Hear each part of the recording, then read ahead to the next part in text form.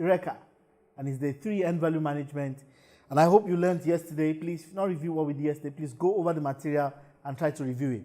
Today, I go on earned value management and we'll continue the journey that we started yesterday.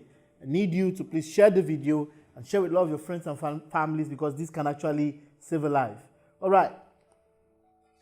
I introduced you to 3 concepts: the concept of planned value, earned value, and actual cost. I said this is the actual amount of money spent on the project.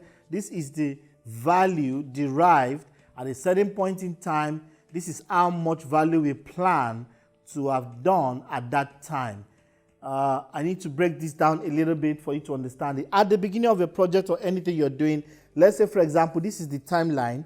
You're advised to break your budget down into bits and pieces periodically. I would use this to mean weeks, because that is what will make it clear, or days. So this is week 1, that's week 2, week 3, week 4, week 5, week 6.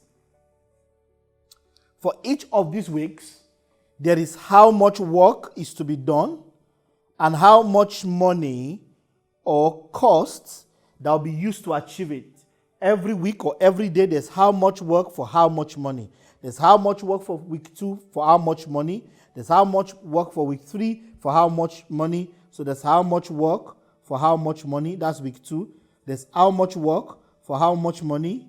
There's how much work for how much money. There's how much work for week 5 and how much money we spend. And like that, you are advised to divide your entire budget and your entire time frame into this particular. So at the end of the project, at the 6th week, there is the total budget, or the money we expect to spend. There is how much money, that's the money. There's how much work. The work refers to the deliverables. The deliverables, that's the amount of work that needs to be done. And this is how much money we're spending in dollars. So that's how much money. M, that's money, and that's deliverables. Deliverables. This analysis helps you to know how you finish on your budget with respect to time. The name of that parameter that helps you to do that is actually a component of the end value management family of formulas called schedule performance variance, and its closest brother called schedule performance index, or an indicator. That is schedule, SV is schedule variance. That is schedule variance, SV. And that is schedule performance indicator or index, that's SPI. SV is schedule variance, and that's schedule performance indicator. The formula for SV,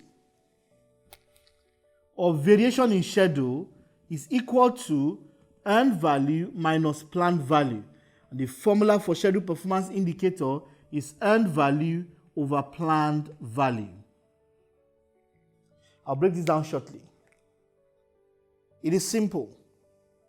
We want to know, with respect to the original plan, how much value have we derived? What is the volume of value derived with respect to the plan on that day? That is the variance. While the indicator or index is a fraction, which is earned value over P over planned value. The thinking is that you always want more value than you planned for in time, so that you always want your EV to always be greater than your PV. You always want your EV to be greater than your PV. Or at the minimum, the value you have derived is equal to the value you plan to be derived. If, for example, you plan that at the end of week 3 on this chart, you should have planned, and that is the work you planned, the work planned. That is planned value. How much value you plan to have achieved. Because each of these milestones, there's how much work you plan to have done. For example, you can say I will do $10,000 worth of work. If I go to the site and I calculate everything, it will be $10,000 here. By the end of week 2, I will have done another $11,000. That's 1,000 interval. That's $11,000. At the end of week 3, I'll have done $12,000. that is the amount of value, that is PV, that is the value that was planned, and like that, you are advised to plan the value you'll have derived all across the weeks. So that if we come and measure, at the end of week 1, we should see 10,000 amount of value when we start execution. This is done before we start executing. This is how much value we planned. If you look at everything on the side, it should be 11,000 at the end of week 2. At the end of week 3, it should be 12,000, like that till the end of the project.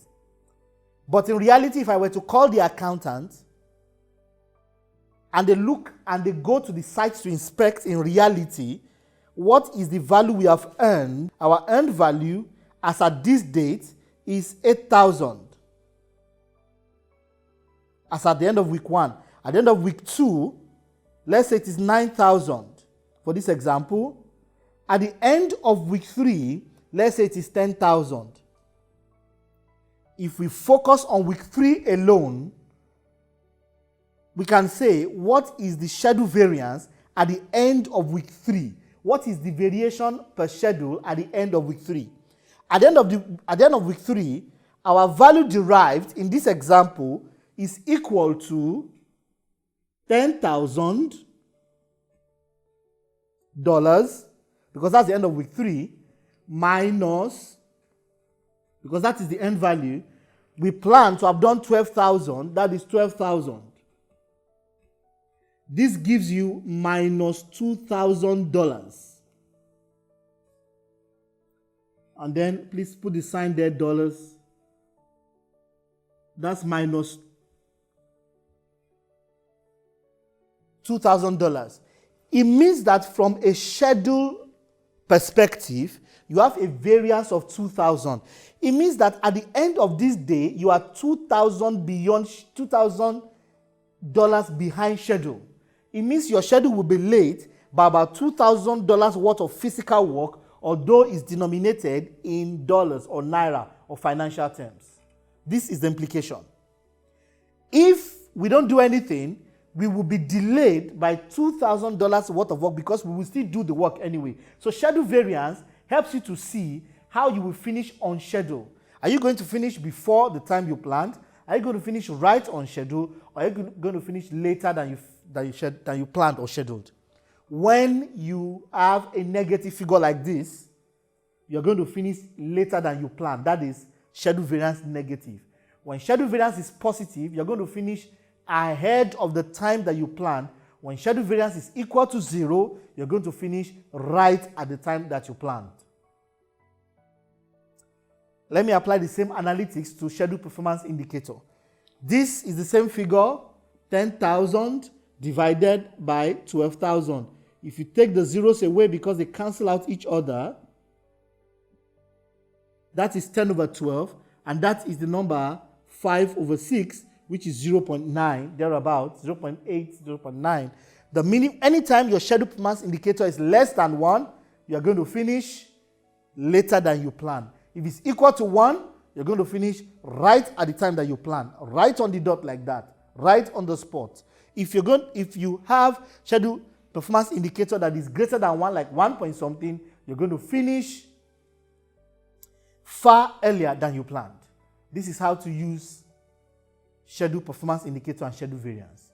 So now you can predict from the middle of a project when and how you would finish. Except you do something to adjust and do some other readings on the project, you have your projections that show you exactly where you are going to finish on the project. So this is the first 4 formulas in end value management. We have about 3 to 4 formulas more to go, but you have the first one, which is cost variance and cost performance indicator. And then today, we've done schedule variance and schedule performance indicator. And tomorrow, we continue some very interesting conversations around end value management. Go get value. Go finish your project on time. See you then. Thank you.